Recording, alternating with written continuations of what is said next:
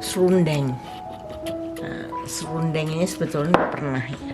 Cuman kali ini lebih agak update lah, mendalam saya kasih tahunya. Ini saya bikin dari kelapa kering, tapi saya akan kasih resepnya dua di deskripsi.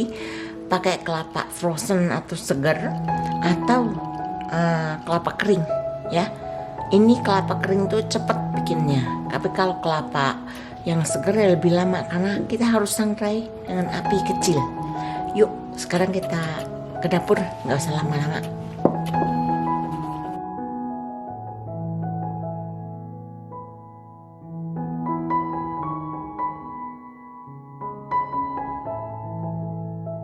Kita akan bikin serundeng.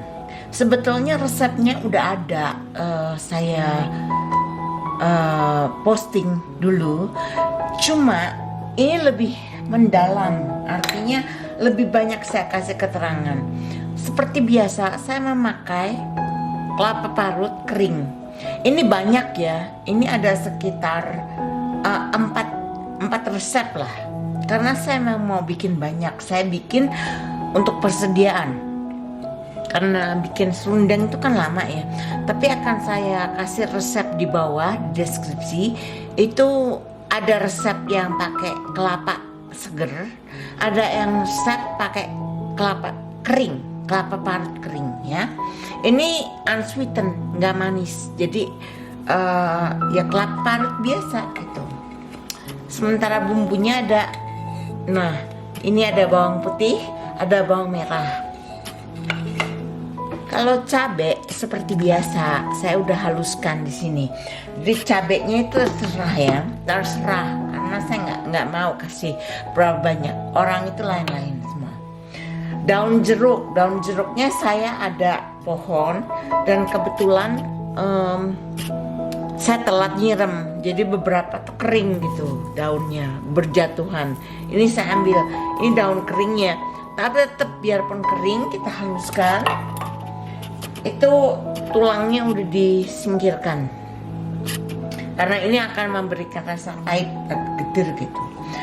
Serai ini kalau yang pakai yang seger dan belum dihaluskan kayak gini ya, masukkan di serai, dimasak sampai kering gitu. Tapi karena saya punya ini frozen dan emang udah halus, ini akan saya masukkan dalam bumbu halus ya. Kemudian ada ketumbar, ada laos ini juga utuh aja ya, maksudnya berapa ruas jari kita masak, kita keringin sama kelapa parutnya. Tapi karena saya bentuknya udah bubuk gini, udah saya masukin ke bumbu. Juga kunyit, tentunya ada bumbu lain seperti garam, gulanya boleh pakai gula merah, boleh pakai brown sugar, boleh pakai gula putih. Ini bumbu kaldu. Nah sekarang kita haluskan dulu bumbu-bumbunya ya.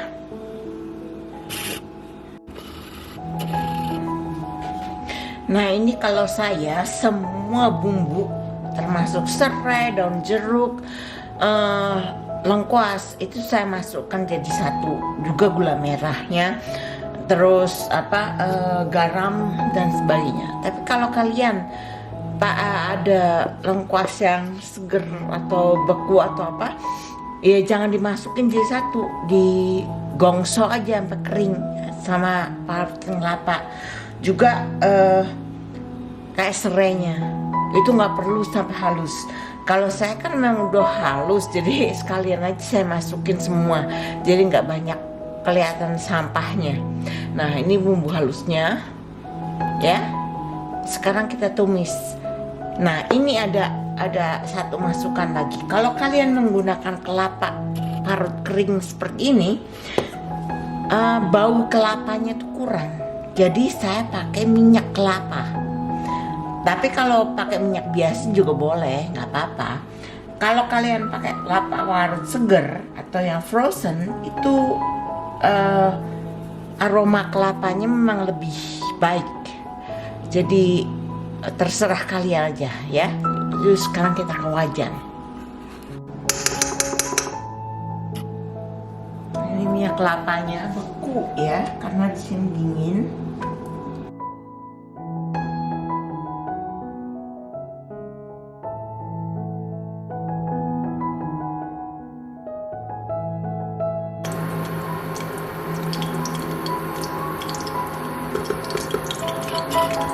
Ini bumbu halus kita masukkan.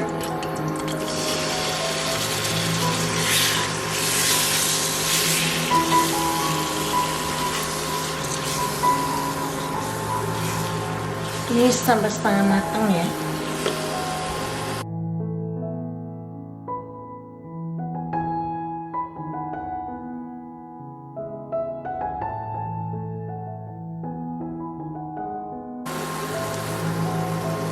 Masukkan kelapa parutnya.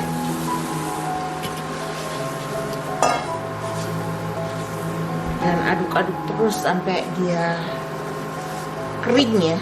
Jadi kayak serundeng gitu ya, memang serundeng. Ini diaduk rata.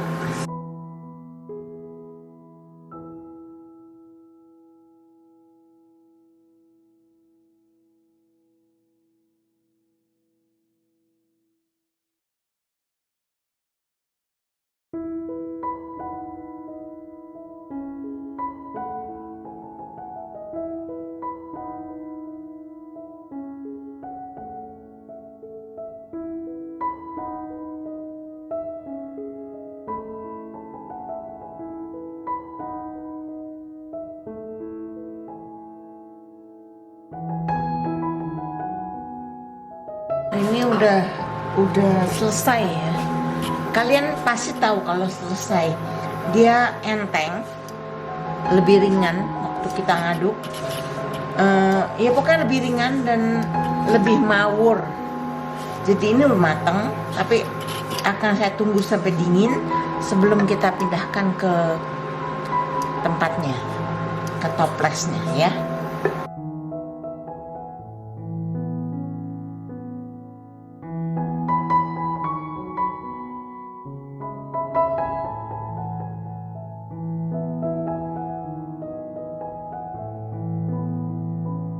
Ini udah selesai, sekarang kita simpan. Dan ini bisa, rasanya enak banget. Kalau buat saya pedasnya pas, manisnya pas, asinnya pas. Dan ini tahan lama. Jadi mau makan sama ketan atau cuman sama nasi dan telur aja juga enak.